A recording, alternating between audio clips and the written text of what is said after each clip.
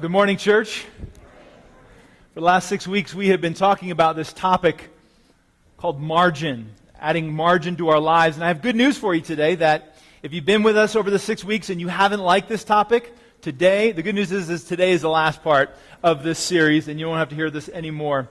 But more than that, we also have good news for you, and maybe it's good news for you, I don't know, but we're going to do our best to let you out of here a little bit early today so that all of you who are volunteering at our community outreach event at the Pace Center will be able to get there on time, because I know that's going to be starting pretty soon after we're finished here. So, actually, before we get into the topic, let me just say my heart's a little conflicted and heavy today, just in that on Friday I'm going to be leaving for 4 weeks in Nepal, doing a trek to Everest Base Camp, and then working with the medical team there, serving the women of Nepal with Valerie and Jan, who is here as well, and another team of doctors and nurses. And we're going to be gone for 4 weeks, and looking forward to that in many ways, but also dreading kind of being away from this community for that long. That's for a pastor who loves his church and loves being together in spiritual community. It's going to be very difficult for me, and I'm just asking for your prayers during this time. I'm going to be praying for you daily, for this community daily, just praying that we remain connected in heart. And I would like to also just say that Newday is clearly more than me, or it's more than you. We are Newday. It's God in our midst as a community. And so I just am going to be praying for you these next 4 weeks. We have some great things planned for you. Some amazing speakers, guest speakers. Union College will be here 1 week to take over the entire service. And so I just pray that you'll be blessed by them, but you'll also be blessing one another as a church over the next 4 weeks. I'll be praying for you. Please pray for me, and I'm looking forward to seeing you again after that trip in the middle of November. But for the last 5 weeks, we've been talking about creating margin in our lives. And from the very beginning, we've been saying that life is better lived with margin. And if you're with us 6 weeks ago when we started this series, we used these two poster boards to illustrate kind of what life looks like with and without margin. This being the life with margin, and this being the life that is lived without margin. And this is a life that is lived all the way up to the edge, that every square inch of time, all of my money, it's all being spent. I'm just going right up to the limit morally, emotionally, relationally, whatever I can cram in. And we live in a culture that kind of pushes us to live this life. We have human nature that drives us to live this life, to fill everything up and have no margin. But what we said about this kind of life is not only is there no peace in this kind of life, but when something unexpected happens in this kind of life, it just causes havoc. When an unexpected expense comes up, when we live life like this, because we have no financial margin, because we're spending everything we make, it causes financial disaster. Or when we're asked to do something that we just have to do that we weren't planning to do in this life, we look at our calendar, we say, I have no time to do that, but I have to do it. And again, it just causes an intense amount of stress in our lives because of that unexpected event. Or when someone just pushes the right button when we're living life like this. Because we have no emotional capacity, we find ourselves just kind of reacting out of line with what we're being asked to do, and we just blow up emotionally because we have no emotional capacity, because we have no margin. And we said at the very beginning, it may be okay to print up a document that looks like this, but even your computer is going to warn you when you try to print a document like this that you need margin. And while we may be able to print a document like this, nobody wants to live a life like this. Because life is lived best with margin. And this was the illustration of what a life could look like with margin. And this still has all the important stuff in it. You know, all the good stuff is there. That stuff that makes life worth living is there. But there's this margin around it. It's not only so much pleasing to the eye, but it's much more pleasing to live this way. When I live this way, not only do I have more peace in my life, but also when the unexpected comes up, I'm able to handle it. The unexpected expense comes up, that's okay. I've got financial margin. I'm asked to do something that I wasn't planning to do, that's okay. I've got time margin. Somebody pushes my button, that's okay. I can handle it. I have emotional margin. And this is the life that we have been talking about living, talking about creating a life of margin in our time and in our schedule and in our finances, in our families, in our morality. And again, I just want to thank and give credit to Andy Stanley, who's done just some tremendous research and work in this regard, and I've been borrowing from him a lot throughout this series. But I imagine if you've been here throughout the series, for all or parts of this series, that your reaction could be one of several reactions. And one of the first reactions that we can often have on a series like this is, I'm sure glad so-and-so is here to hear this. I'm sure glad my wife is here to hear this because she really needs to pull back from the line and create some margin. I'm sure glad my husband is here because he has been going so hard at work and not spending enough time with the family. I'm glad he is here. I'm glad that my kids, I heard a lot of you say this last week, I'm so glad our teenagers and our kids were here to hear about creating moral margin. I've been meaning to talk with them about that, but haven't gotten around to it. So it was great to start that conversation. Or my friend or my mother-in-law or my sister, she needs to hear this. I sent her the podcast. I forwarded her the YouTube video. This is good. I'm so glad other people around me are hearing this because this just makes sense. It's common sense. Life is better with margin. People need to hear it. But the second way we respond to a message like this is, but it's not for me. Not right now. I don't have time for margin. I don't want to live life with margin. I'm glad everybody else can do this, but not me. We push back. And why do we push back about the idea of living a life of margin?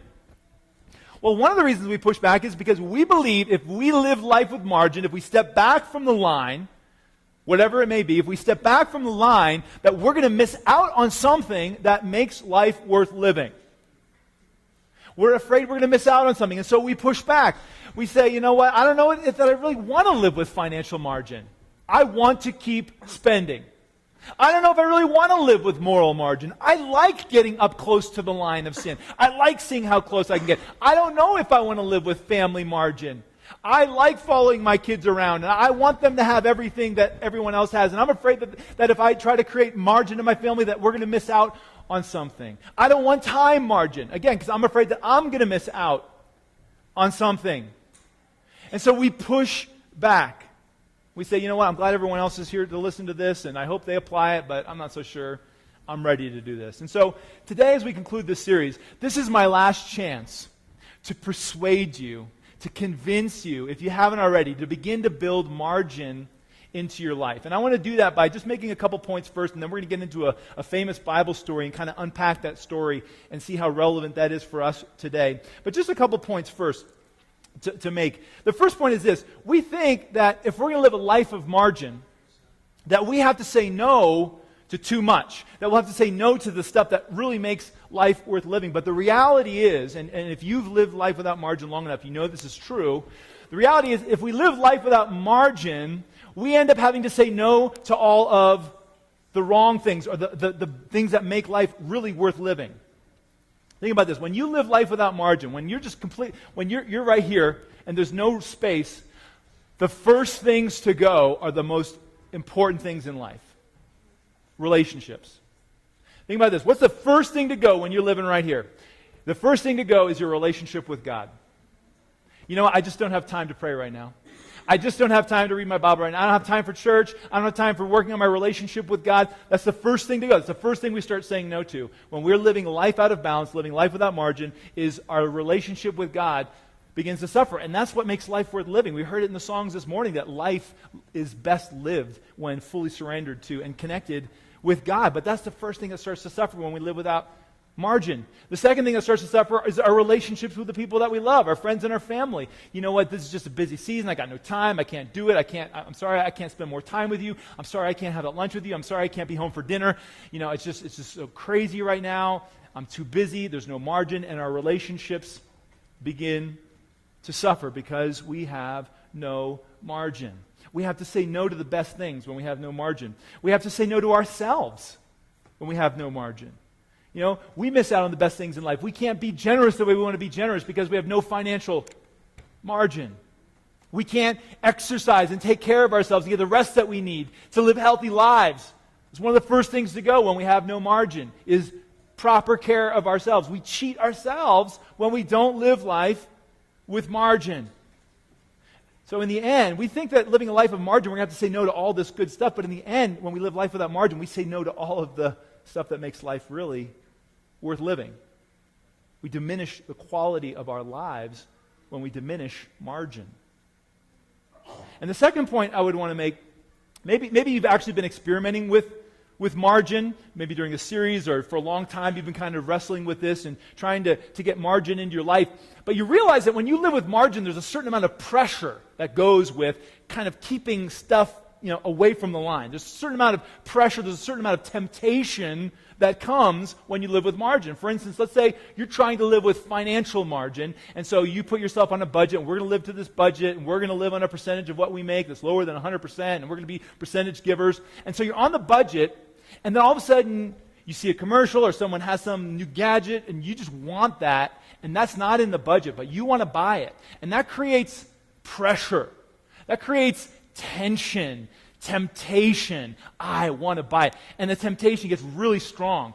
You know what?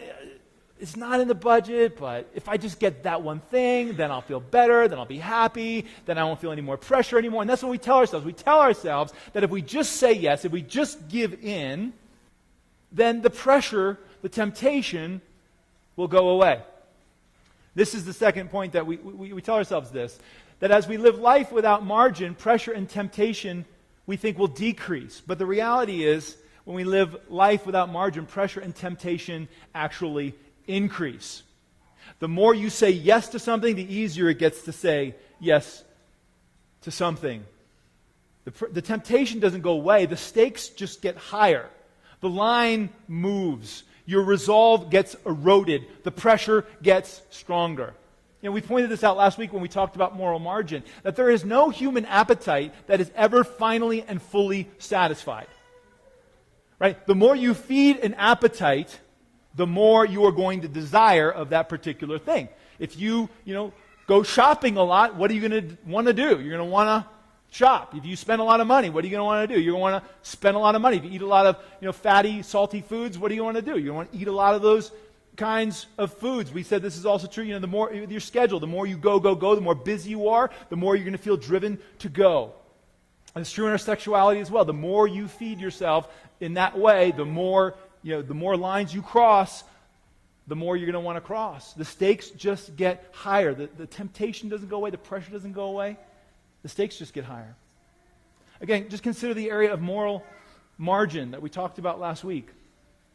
I suggested married couples set some real significant barriers, margin, protecting the fidelity and faithfulness of their relationship. And one of the suggestions I threw out was, married men shouldn't have lunch with women on their own, and vice versa. That's something to consider for spouses. And so then maybe you went out and maybe you tried that, or maybe you tried that in your relationship before, but you just know that creates a certain amount of tension and awkwardness, and you just know that it's just weird, and you have to say no, or you have to invite somebody else along, or you have to call your wife, or you just feel weird, and it just creates this tension. And after a while, someone asks you out to lunch, and you want to say yes, and you're tired of that temptation. You say, if I just say yes to this just as once, then the temptation is going to go away, and everything. And so then you say yes, and you go out to lunch with someone of the opposite gender, and what's happened? Well, nothing's happened. You haven't done anything wrong. You're not going to ruin your marriage. You haven't sinned. You haven't broken the law.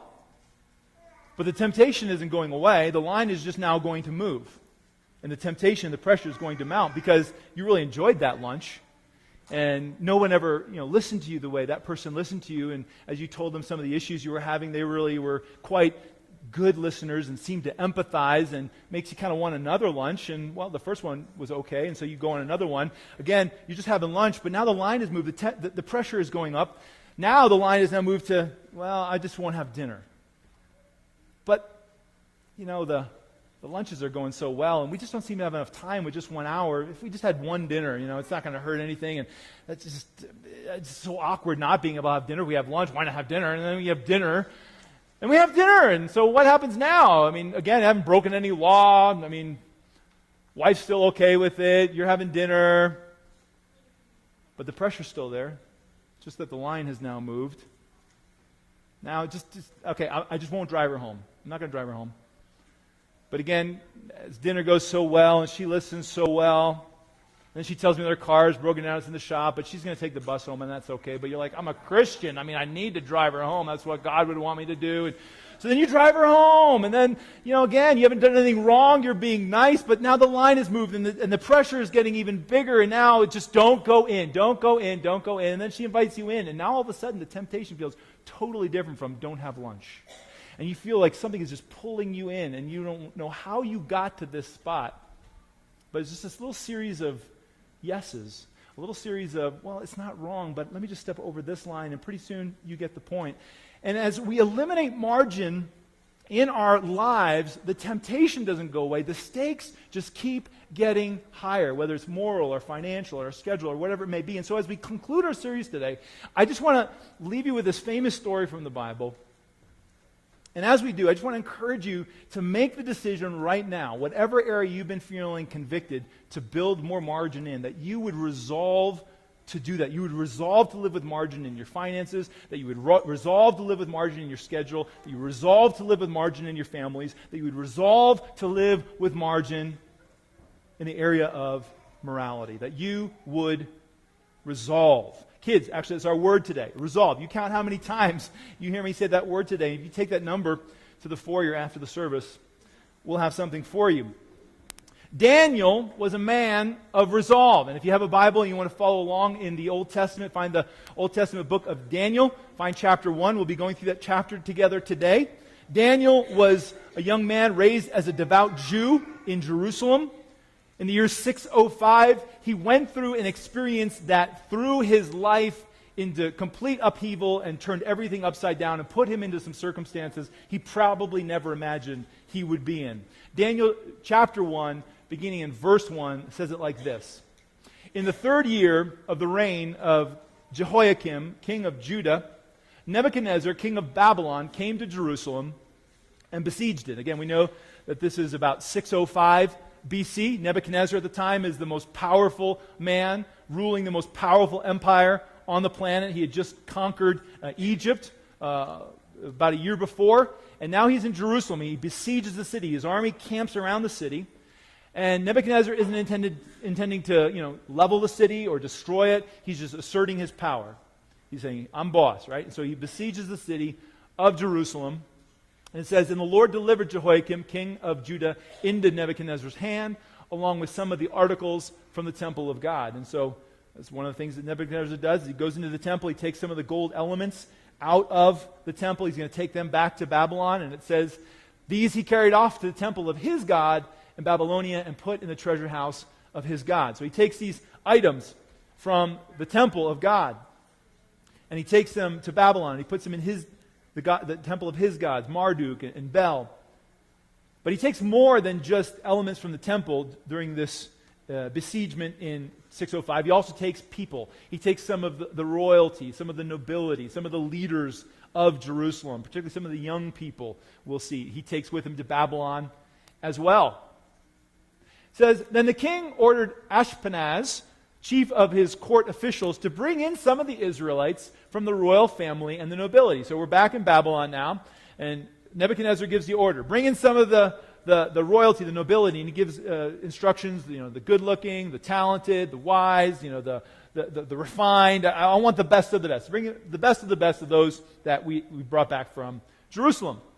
Goes on. He was to teach them the language and literature of the Babylonians. The king assigned them a daily amount of food and wine from the king's table.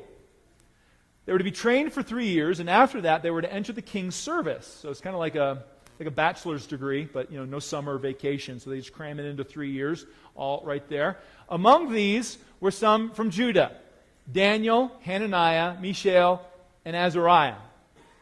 It says the chief official gave them new names. To Daniel, the name Belteshazzar; to Hananiah, Shadrach; to Mishael, Meshach; and to Azariah, Abednego. So again, Daniel at the time is probably late teens, 17, 18 years old. He's been plucked up from his family, plucked up from the only home he's known, plucked up from the only culture he's ever known, and he's put on a forced march as a prisoner of war, 1,000 miles basically, through a desert from Jerusalem to Babylon. And during this time, Daniel must be wondering, what's going to happen to me when I get to Babylon? Am I going to be, publicly executed? Am I going to be fed to the lions? Am I going to be made sport? What's going to happen to us? Why are they taking us to Babylon? But he arrives in Babylon, and rather than be mistreated, he and his friends are kind of admitted into this 3-year training school, told that they're then going to be entering into the service of the king, Nebuchadnezzar. And it's a custom of the Babylonians that they would train those they conquered and assimilate them into their culture so that they can then be sent back to be rulers over their own people and kind of assure loyalty. Now, if you read between the lines and what's happening here in these first verses, you can see what's really happening. Daniel and his friends are being reprogrammed. They are being assimilated wholesale into the Babylonian culture. They're being stripped of their Jewishness. They're being stripped of their beliefs. And they're being made Babylon through and through. We could see this because, not only are they taken from their homes, not only taken from their religious institutions, taken from their families, but they're put into this training school where they're going to learn Babylonian language and literature. They're given this special food from the king's table, food that would be foreign to them, and wine. It says that their names are changed as well. I mean, just everything that we could see, they're being completely reprogrammed. Now, we can see this in the names that they're given. All 4 of these guys have names that reference their God, the God of Moses, and Abraham, Isaac, and Jacob. Yahweh. All of their names reference them, but they're given new names that reference Babylonian and Sumerian gods. So, for instance, you have Daniel, whose name means Jehovah is, or God is my judge, and his name is changed to Belteshazzar, which means may Bel protect his life, Bel being one of the Babylonian gods. Or Hananiah's name, which means Jehovah is gracious, is changed to Shadrach, which means order of Aku, which was like a Sumerian moon god. So they're being completely stripped of their Jewishness. They're being taken out of their culture, and their culture is being taken out of them, and they're being put in this new culture, and they're being made Babylonian. They would embrace the Babylonian culture. They would embrace Babylonian gods, embrace Babylonian values, and become fully one of them to help spread Babylonian influence all over the world. Now, this is a problem for Daniel. This is a problem of conscience because he has been raised as a follower of Yahweh, the one true God, the creator of all things, the covenant God who comes down and loves and demands that he alone be worshipped. And Daniel is realizing where this is heading, and this is heading somewhere where he can't go because of his convictions and because of his beliefs. But just imagine the pressure on Daniel to just go with the flow. Just imagine the pressure that he would be feeling because, first of all, he's just happy he's alive. He hasn't been publicly executed or fed to lions. He's not been in prison. He's being treated really nice by these Babylonian people, and there's no parents around to scold him if he kind of falls down on his convictions. There's no pastors around. There's no one really around to give Daniel a hard time if he goes against his convictions. Just go with the flow. But Daniel, apparently, we're going to see, knows that compromise doesn't erase temptation. He could have just compromised in all these different areas and told himself, you know what, just for now. Just let me get through these 3 years. Just let me get through the school. Let me get into service for the king. Then I could talk to the king, or then I'll have more influence. I'll be able to stand up for my convictions and then create some margin and start to live in a way that's, I know, honoring to God. But Daniel knew that the more you say yes, the more you compromise, the easier it is to cross that line the next time, until you find yourself in a place you never expected to be. And teenagers, you probably know this is true. And you've probably seen this in your friends probably. I've seen this in a lot of teenagers. I've heard a lot of teenagers as they enter their teen years and they go into high school, they make this conviction, I am not going to date. I am not going to date until after college. Because I just have seen what my friends do. It's just every teen relationship ends bad. And, friendships get ruined and groups get split. And so I'm just not going to go there. I'm just not going to date in teen years. And there's such resolve. Such conviction. And we enter into the freshman year of high school, and we're going along, and maybe we get to the second month.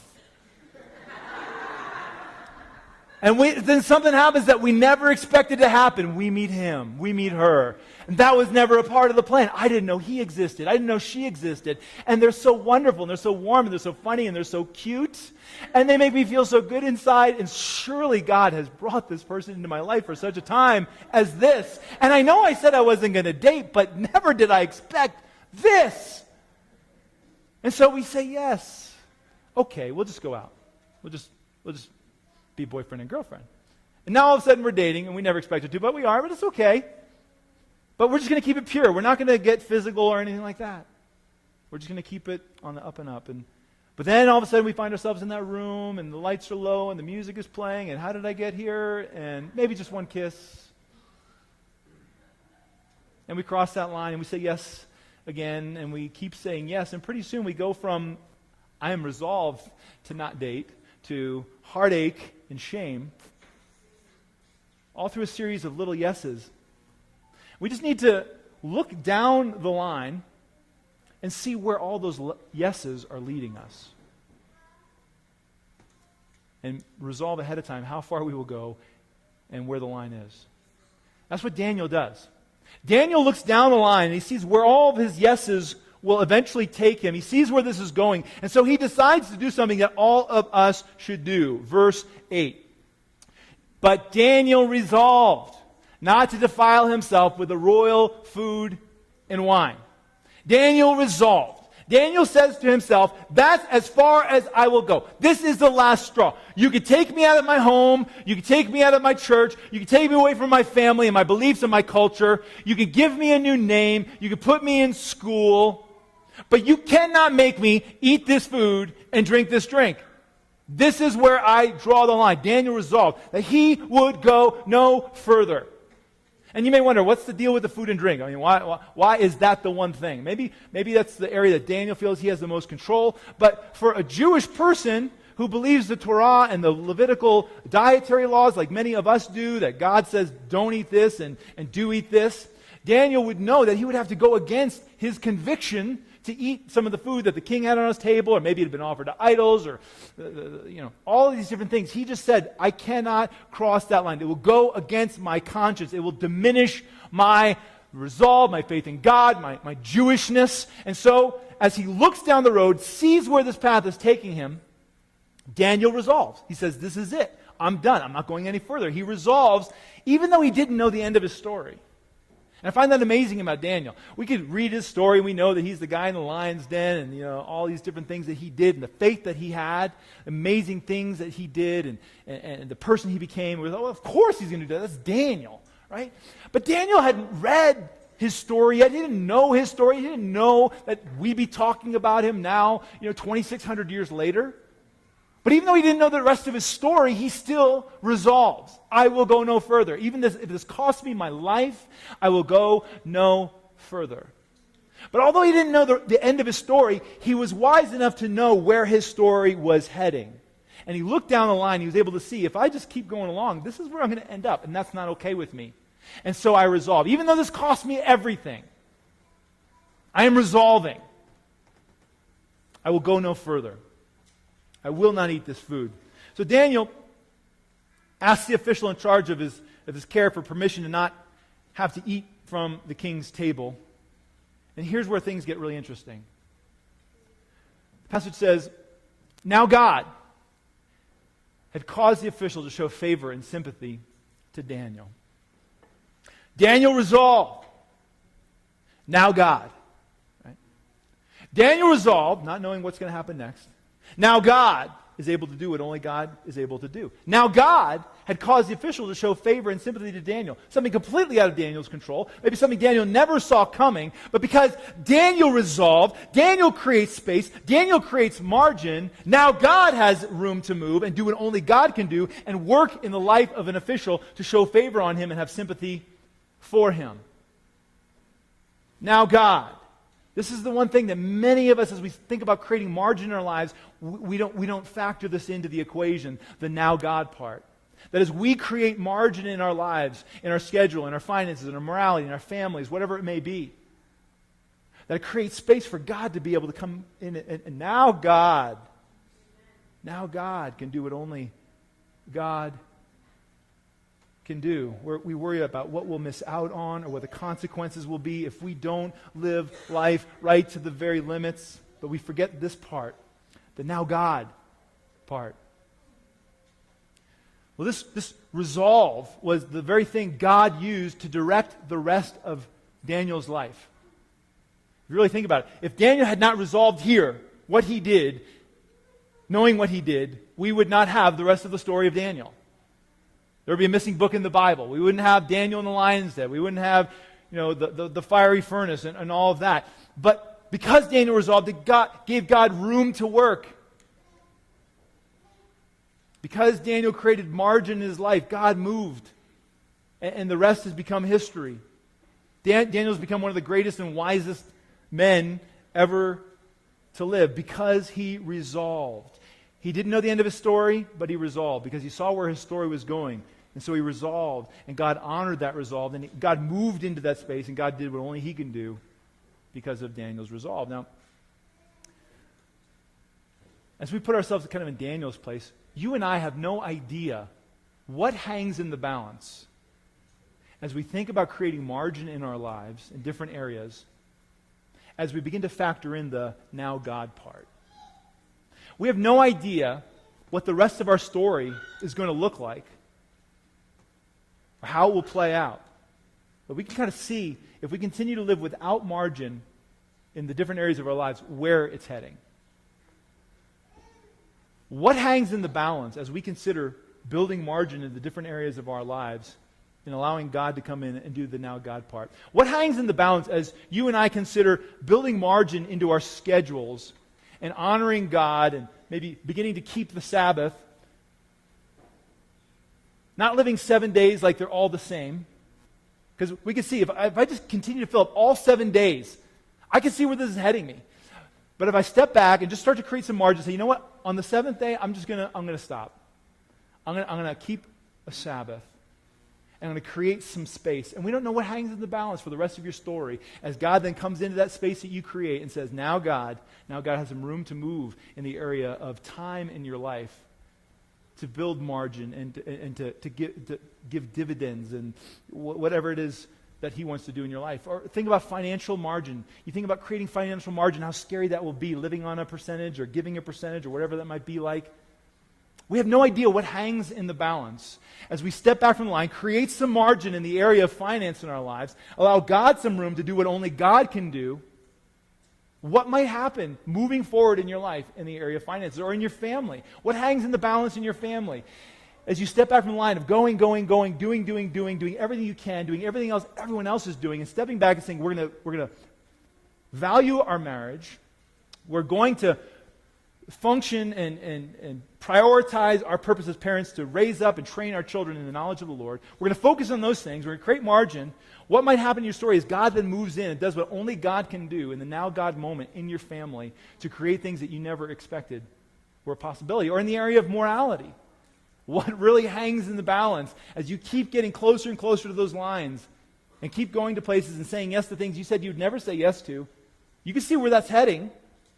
But what might happen is you begin to step back from that line, start to create some margin, and say, you know what, I'm going to build some boundaries in my life that become a matter of conscience that I'm not going to step over. What might happen as we do that and give God room to move and God room to finish our story? What hangs in the balance in the rest of your story?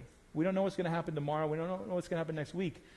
But where's your story heading? And how might your story be influenced or impacted as you begin to create margin, step back from those lines, and give God some room?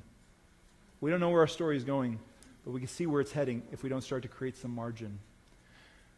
Just imagine your story being told like Daniel's story. Your story is told, and you resolve to step back from the line, whether it be in your family or your finances or morality or time. You resolve to live with margin, and then comes the part of the story that says, now God is able to do in you more than you ever asked or imagined. Daniel resolves, and God moves. And what happens in the rest of Daniel's story? You probably know the end of the story, but he ends up telling the guy in charge of him, hey, just give us vegetables and water for 10 days. Vegetables and water. That sounds like margin, right? Wow, he's giving up so much. Vegetables and water, are you going to eat all that, drink all that? Man, are you crazy? But he said, no, I'm stepping back. I'm creating margin, vegetables and water. And what happens? It says, they looked healthier at the end. They looked healthier and better nourished than any of the young men who ate the royal food. After 10 days, God did what only God can do as Daniel stepped away from that line, and they prospered. Rather than live right up to the edge, rather than try to do what everyone else was doing, they stepped back, and God was able to prosper them in that space. And so, as we just come to the end of this series, I'm wondering, will you resolve right now? How has God been whispering into your heart? What area of your life has He been whispering into you? I need to create some margin. I need to do it. I can't just have good intentions. I need to resolve. Just look down the road and see where your decisions are heading and say, where do I need to step away from the line? Is it the financial piece? Is it the morality piece? Is it the family piece? Time, schedule, emotions, relationships, whatever it is. Just resolve today, I'm going to trust God to work in that area that I create by creating margin. What might the rest of your story look like if you'll just resolve to live with more margin? Don't just think about it. Don't just have good intentions, but let's do it. And let's wait for God to do the now God part of our story. Father, Lord, we want to just acknowledge that we have limits. And Father, by faith say, we believe life is lived best back from the limits, creating space for you, creating space for people, creating space for the unexpected. And there are so many areas of our lives where this rings true, Lord, and all of us are in different places. We pray you would speak to us through the power of the Holy Spirit right now in this moment, telling us, convicting us, compelling us where we may need more margin. And then, Father, may we not only hear from you, but may we respond to you as we create financial margin or moral margin, relational margin, family margin, God. Give us wisdom to know what to do with what we've heard, and then give us courage to do it. And then may we see you work as only you can work in our lives and in our stories. We pray in Jesus' name. Amen.